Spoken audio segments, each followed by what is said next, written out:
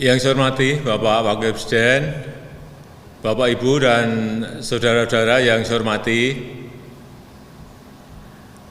akhir dari pandemi ini belum bisa diprediksi. Setelah varian pertama, kemudian datang varian Delta. 3 hari yang lalu WHO menyampaikan diperkirakan akan muncul lagi varian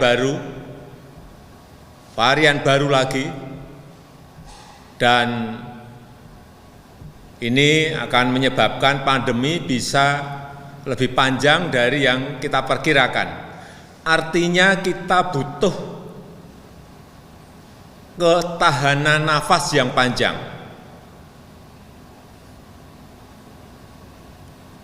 Oleh sebab itu, saya minta kepada gubernur, bupati, wali kota yang didukung oleh seluruh jajaran Forkominda agar semuanya fokus kepada masalah ini, baik sisi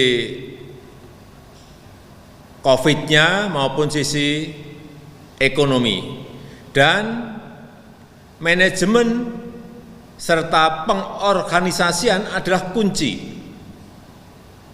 Dan saya minta semua mesin organisasi dijalankan dengan sebaik-baiknya. Kita membutuhkan kepemimpinan lapangan yang kuat untuk menghadapi pandemi sekarang ini. Kepemimpinan yang paham lapangan, yang bisa bergerak cepat dan responsif. Dan kepemimpinan lapangan ini harus kuat di semua level pemerintahan, dari level atas sampai level kecamatan, tingkat kelurahan dan desa.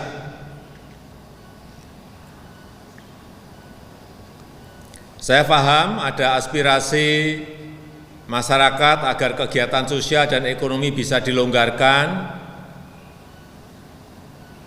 Hal semacam ini bisa dilakukan jika kasus penularan rendah, jika kasus kronis yang masuk ke rumah sakit juga rendah. Bayangkan kalau pembatasan ini dilonggarkan,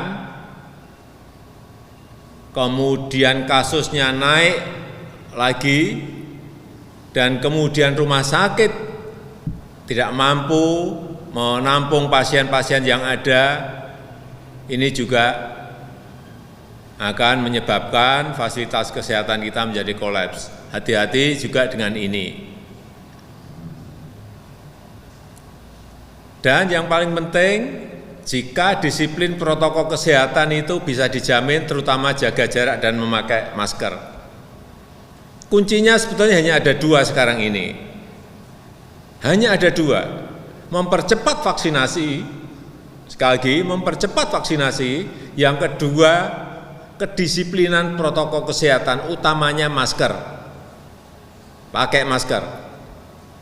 Oleh sebab itu, saya minta kepada gubernur, bupati, dan wali kota yang didukung oleh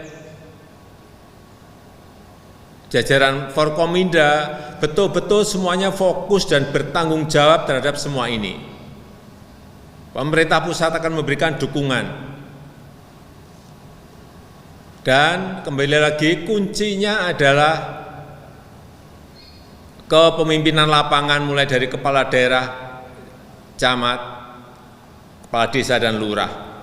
Termasuk di dalamnya ada tokoh-tokoh agama, tokoh-tokoh sosial dan organisasi sosial dan keagamaan di tingkat lokal bawah. Beberapa tindakan di lapangan, saya yakin Bapak Ibu juga sudah sangat paham. Pertama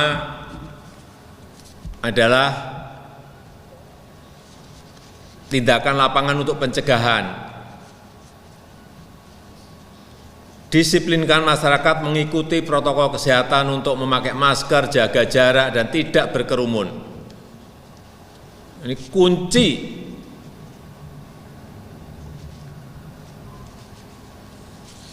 Dan masyarakat juga harus tahu cara mendeteksi dini tertular COVID, kemudian kemana memperoleh obat dan kemana berkonsultasi, apakah ke dokter atau ke rumah sakit. Kemudian yang penting yang juga ingin saya sampaikan, penyiapan rumah isolasi, terutama untuk yang bergejala ringan. Kalau bisa ini sampai di tingkat kelurahan atau desa, ini akan lebih baik. Kalau tidak, paling tidak ada isolasi terpusat di tingkat kecamatan, terutama ini untuk kawasan-kawasan yang padat, utamanya di kota-kota. Ini harus ada, karena cek lapangan yang saya lakukan untuk kawasan-kawasan padat, 3x3 dihuni oleh 4 orang. Saya kira ini kecepatan penularan akan sangat masif kalau itu tidak disiapkan isolasi terpusat di kelurahan itu atau paling tidak di kecamatan. Yang kedua, tindakan protokol pendisiplinan terhadap masyarakat, terutama untuk pasar, pabrik, untuk mal, untuk rumah ibadah, dan lain-lain, benar-benar agar didetailkan aturannya. Kemudian yang ketiga, rencanakan dan siapkan rumah sakit daerah, termasuk rumah sakit cadangan dan rumah sakit darurat. Ini harus ada antisipasi terlebih dahulu, paling tidak kita memiliki di dalam perencanaan itu bagaimana kalau rumah sakit itu penuh. Jangan sudah penuh baru menyiapkan, akan terlambat. Saya minta terutama untuk urusan rumah sakit agar kita semuanya betul-betul cek betul, kontrol lapangan, cek obatnya di rumah sakit, siap atau tidak, untuk berapa hari, untuk berapa minggu, atau untuk berapa bulan. Kontrol dan cek oksigennya, siap enggak untuk berapa hari atau berapa bulan. Cek juga kapasitas bornya, karena masih banyak sebetulnya kapasitas rumah sakit yang bisa dinaikkan untuk COVID.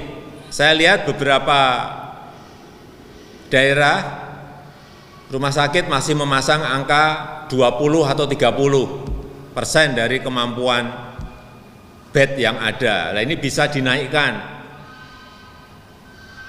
bisa 40 atau seperti di DKI sampai ke 50 yang didedikasikan kepada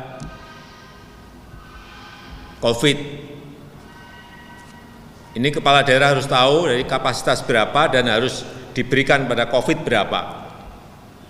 Kalau enggak nanti kelihatan rumah sakitnya sudah bornya sudah tinggi banget, padahal baru yang dipakai baru 20%. Banyak yang seperti itu. Yang keempat, tindakan lapangan berikutnya adalah percepatan bantuan sosial dan percepatan belanja daerah. Saya melihat angka-angka